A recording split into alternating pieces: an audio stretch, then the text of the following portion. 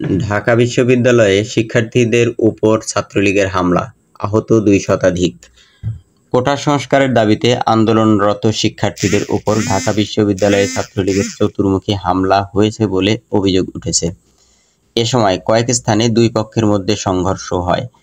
সোমবার বিকেল ৩টা থেকে ধাওয়া পাল্টা ধাওয়া শুরু হয়, তারপর হামলার অভিযোগ ওঠে। সোমবার বিকেল ৩টার পর এই ধাওয়া পাল্টা ধাওয়া শুরু হয়। দুই পক্ষ একে অপরের দিকে ইট পাটকেল নিক্ষেপ করছে। বিশ্ববিদ্যালয়ের বিজয় ৭১ হলসহ আশপাশ এলাকায় ছাত্রলীগের হামলায় ২ শতাধিক শিক্ষার্থী আহত হয়েছেন বলে জানিয়েছেন আন্দোলনরত শিক্ষার্থীদের সমন্বয়ক আসিফ মাহমুদ। তাদের ঢাকা মেডিকেল কলেজ হাসপাতালে নেওয়া হয়েছে। এর আগে দুপুরে বিশ্ববিদ্যালয়ের টিএসসির রাজু ভাস্কর্যের পাদদেশে বিক্ষোভ শুরু করেন কোটা সংস্কার আন্দোলনকারীরা। বিক্ষোভে ঢাকা বিশ্ববিদ্যালয়ের বিভিন্ন হলের শিক্ষার্থীরা ছাড়াও ঢাকা মেডিকেলের শিক্ষার্থীরা যোগ দেন।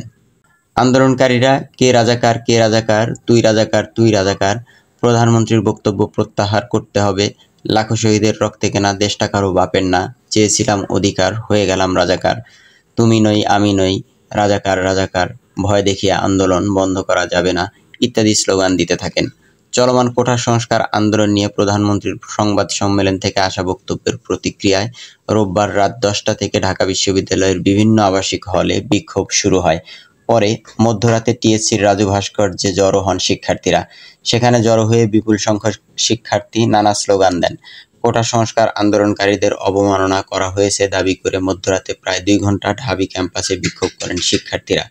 এ ধারাবাহিকতায় আজ দুপুরে আবার বিক্ষোভ ডাকেন তারা।